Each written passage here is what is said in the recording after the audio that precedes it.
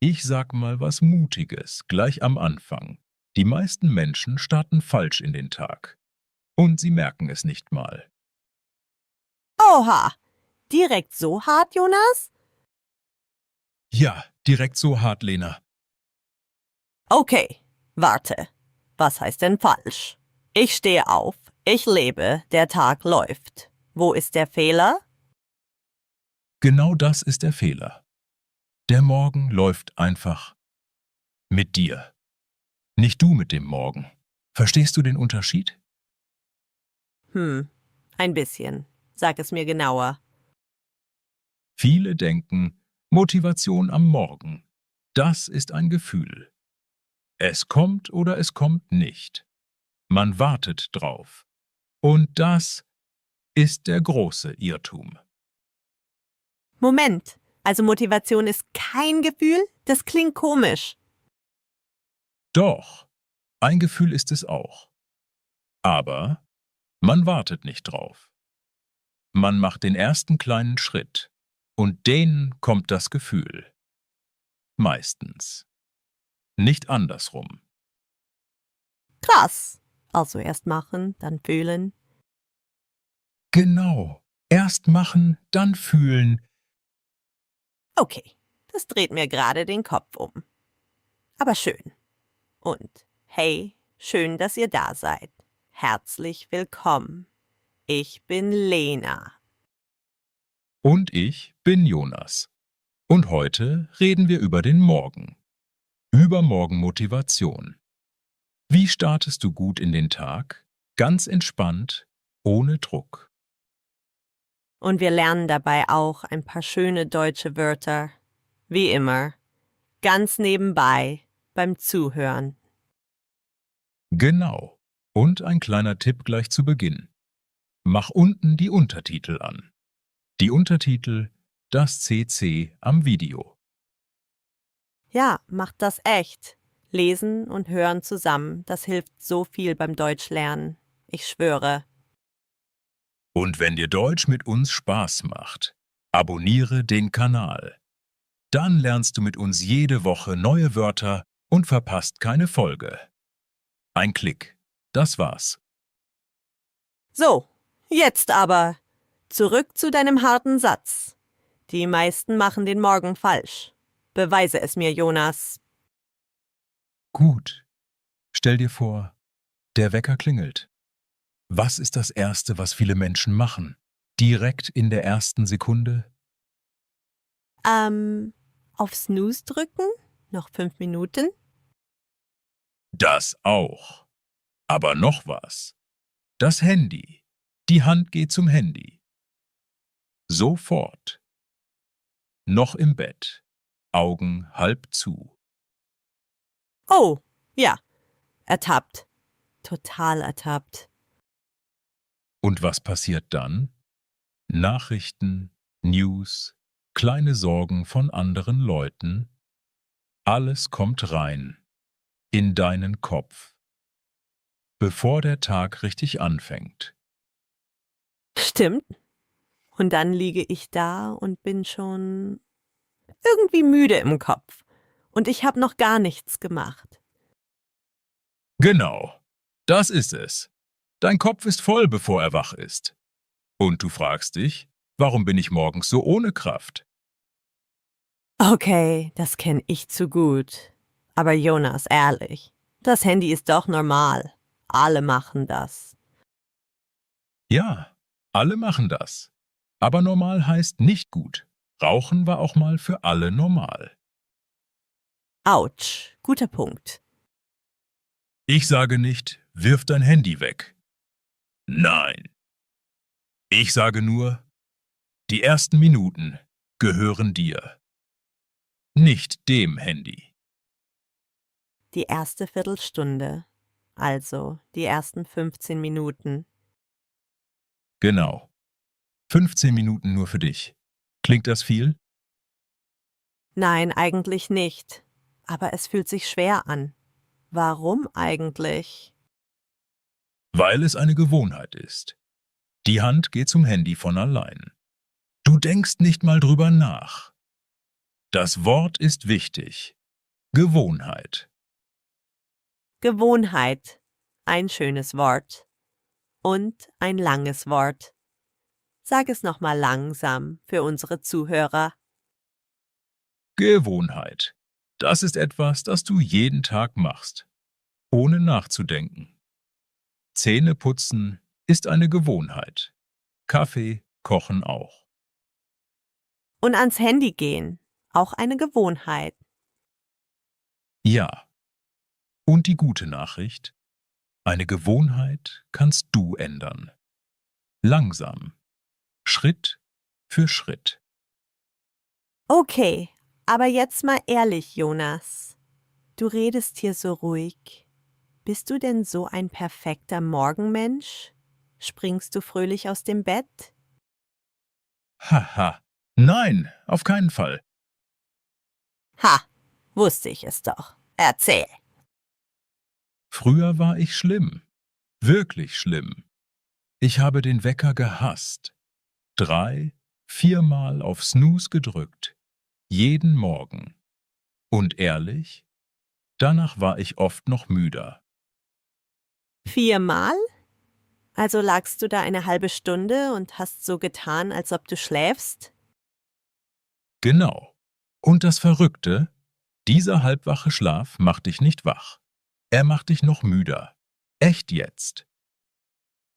Wirklich? Das ergibt keinen Sinn. Mehr liegen, aber müder? Ich bin kein Arzt. Ich erzähle nur, wie es bei mir war. Dein Körper fängt einen neuen Schlaf an. Und dann klingelt es wieder. Und wieder. Der Körper ist verwirrt. Ah, also lieber einmal klingeln und raus. Bei mir war das so? Ja. Aber pass auf. Ich sage nicht: Spring sofort aus dem Bett und mach 100 Sportübungen. Das ist Quatsch. Oh gut, denn genau das lese ich ständig im Internet. Früh aufstehen, sofort Sport, immer diszipliniert, jeden Morgen perfekt. Ja. Und das ist genau der Grund, warum viele aufgeben. Es ist zu viel. Es ist zu hart. Kein normaler Mensch hält das lange durch. Also ist der ganze perfekte Morgen aus dem Internet ein bisschen eine Lüge? Für die meisten von uns? Ja. Wir haben Arbeit. Wir haben Kinder. Manche lernen noch Deutsch am Abend. Wir sind müde. Das ist normal. Danke, ehrlich, das tut gut zu hören. Deshalb heißt unser Kanal auch Deutsch entspannt. Entspannt. Ohne Druck. Auch der Morgen darf entspannt sein. Entspannt. Noch ein gutes Wort. Das heißt, ruhig, ohne Stress, ohne Druck. Genau. Das Gegenteil von gestresst. Du kannst sagen: Ich bin ganz entspannt. Oder mach mal langsam. Bleib entspannt. Schön. Also Jonas, was hat sich bei dir verändert? Vom Snooze-König zum ruhigen Morgenmenschen? Eine kleine Sache. Nur eine. Ich habe angefangen, morgens ein Glas Wasser zu trinken. Direkt nach dem Aufstehen. Wasser? Das ist alles? Das klingt fast zu einfach. Ich weiß. Aber genau das ist der Trick. Es ist so klein, dass du nicht Nein sagen kannst. Du denkst: Ein Glas Wasser, na gut, das schaffe ich. Und dann? Und dann steht man schon. Man ist schon in der Küche. Man ist schon in Bewegung. Und der erste Schritt ist der schwerste. Ah, jetzt kommt es wieder. Erst machen, dann fühlen. Genau. Du hast es. Das Wasser ist nicht wichtig, weil es Wasser ist. Es ist wichtig, weil es dich in Bewegung bringt. Das ist eigentlich clever. Ein kleiner Trick für den Kopf. Ja, man nennt sowas einen kleinen Anfang. Ein Minischritt. So klein, dass er leicht ist. Aber er startet alles. Okay, aber ich muss jetzt widersprechen. Ein bisschen? Bitte, widersprich. Dafür bist du da. Haha, danke. Also, nicht jeder ist ein Morgenmensch. Manche Menschen sind einfach abends wach und morgens tot. Ist das nicht so? Das ist ein guter Punkt. Ja, Menschen sind verschieden. Manche sind früh fit, manche spät. Genau. Ich zum Beispiel. Ich bin abends viel wacher. Um 10 Uhr abends habe ich meine besten Ideen. Und das ist völlig okay. Ich sage nicht, werde ein Frühaufsteher. Ich sage nur, wie auch immer dein Morgen anfängt, gib ihm einen ruhigen Start. Also nicht früher aufstehen, sondern besser aufstehen. Genau. Besser, nicht früher. Merk dir das. Das ist der ganze Kern von heute. Besser, nicht früher. Ich schreibe das mir auf die Stirn. Haha, bitte nicht. Aber ins Herz gerne. Jonas, jetzt mal eine ganz ehrliche Frage. Etwas, das mich wirklich beschäftigt. Ja? Was ist mit den Tagen, wo einfach alles schwer ist? Wo du aufwachst und schon denkst, nein, nicht heute, ich will nicht. Ah, diese Tage. Die kenne ich. Die kennt jeder.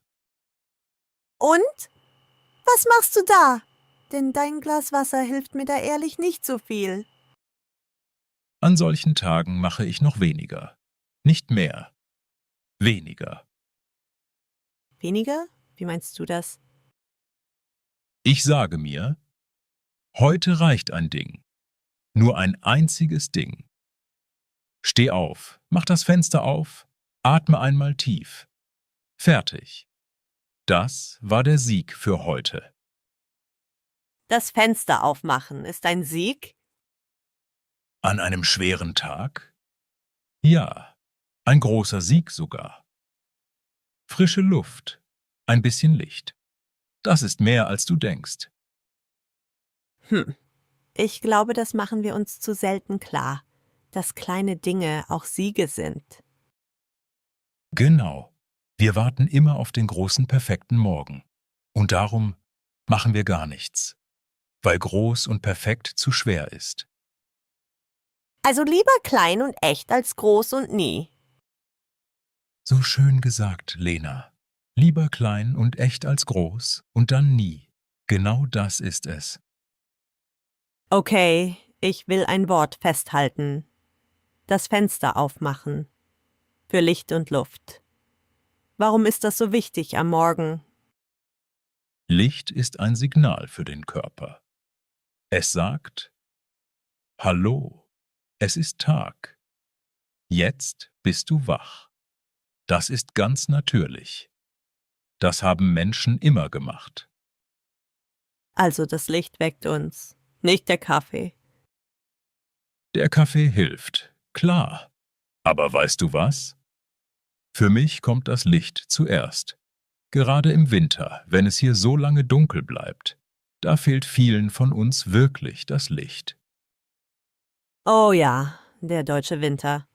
Morgens dunkel, abends dunkel und dazwischen grau. Hahaha. Genau. Und da ist der Morgen noch schwerer. Wenn du aufstehst und draußen ist es schwarz wie Nacht. Für viele, die neu in Deutschland sind, ist das echt hart. Ich habe Freunde aus warmen Ländern. Der erste Winter war ein Schock für sie. Total. Das ist real. Und da hilft Licht doppelt. Mach früh Licht an, mach die Vorhänge auf. Auch wenn es draußen dunkel ist. Die Vorhänge, das sind die Stoffe am Fenster. Auf, damit Licht reinkommt. Genau. Vorhänge auf, Licht an. Ein kleiner Schritt gegen die dunkle Morgenstimmung. Stimmung, auch ein wichtiges Wort. Wie ich mich fühle. Gute Stimmung, schlechte Stimmung. Genau. Meine Stimmung ist heute gut. Oder ich bin in schlechter Stimmung. Das benutzt man oft. Okay, Jonas. Jetzt will ich aber noch mal auf deinen ersten Satz. Der hat mich echt gepackt, Welcher? dass fast alle den Morgen falsch machen und dass sie es nicht merken. Was merken sie denn nicht? Sie merken nicht, dass die erste Stunde den ganzen Tag färbt. Wie ein Tropfen Farbe im Wasser. Ein Tropfen. Und das ganze Glas wird bunt. Oh, schönes Bild. Also der Start färbt alles danach. Ja. Startest du gehetzt, gestresst, mit schlechten Nachrichten im Kopf, dann trägst du das oft den ganzen Tag mit dir, ohne es zu merken. Gehetzt. Das heißt in Eile, alles schnell, schnell, keine Zeit. Genau. Gehetzt ist das Gegenteil von entspannt. Du rennst durch den Morgen, Kaffee im Stehen, Jacke schon halb an, Tür zu, los. Oh Gott, das bin ich an manchen Tagen. Ich finde die Schlüssel nicht, die Bahn kommt. Ich renne los und mein Herz klopft schon wild. Und dann bist du im Bus und denkst, warum ist mein Tag schon jetzt kaputt? Dabei ist es erst 8 Uhr. Ja, genau so.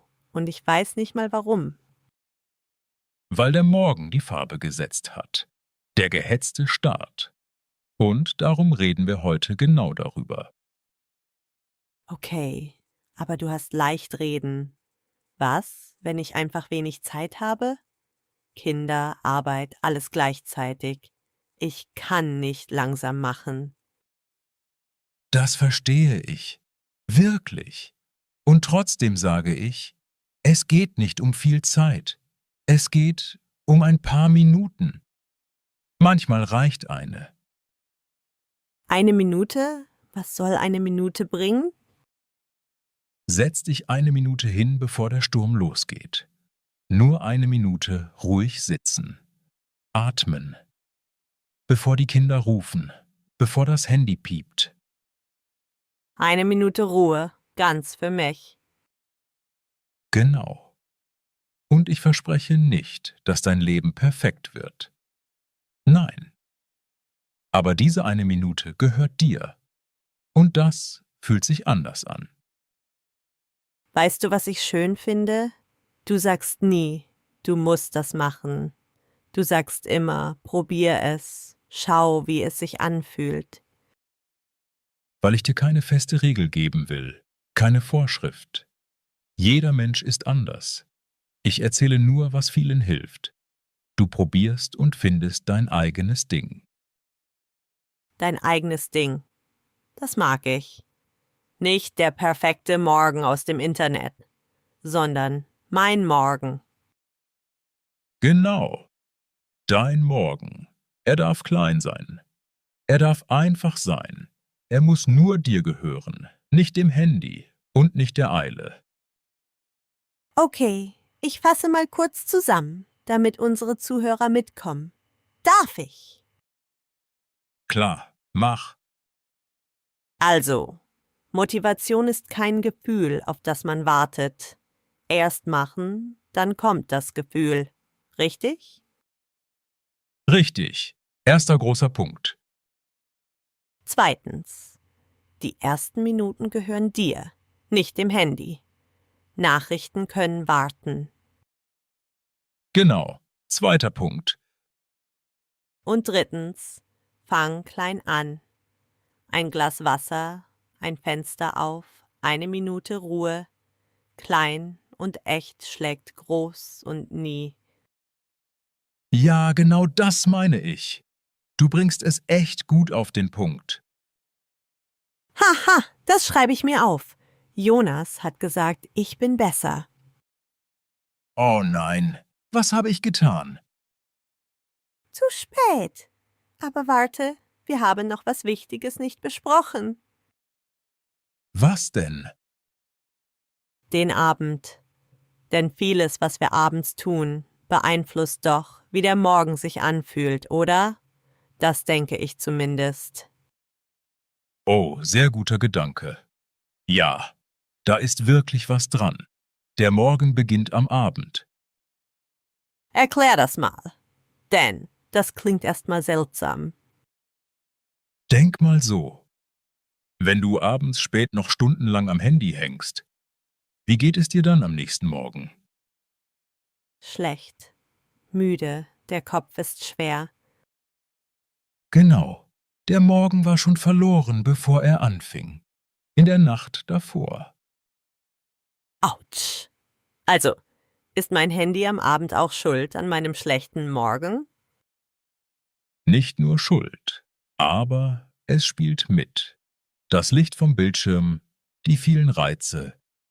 Der Kopf kommt nicht zur Ruhe. Reize. Was heißt das genau? Ein Reiz ist alles, was auf dich einwirkt. Ein Video, ein Ton, eine Nachricht. Zu viele Reize am Abend und dein Kopf bleibt wach, obwohl du müde bist. Ah, das kenne ich. Der Körper will schlafen, aber der Kopf redet weiter. Genau das. Und dann liegst du da, drehst dich und morgens bist du kaputt. Und wieder denkst du, warum habe ich keine Kraft? Und die Antwort liegt in der Nacht davor, nicht im Morgen selbst. Oft, ja. Der Morgen ist manchmal nur das Ergebnis vom Abend. Aber keine Angst, wir machen jetzt kein großes Abendprogramm daraus. Gut, denn ich will kein zweiter perfekter Plan, den keiner durchhält. Nein, nur eine kleine Idee. Leg das Handy abends ein Stück weg. Nicht neben das Bett. Auf den Tisch, in einen anderen Raum, egal. Warum das denn?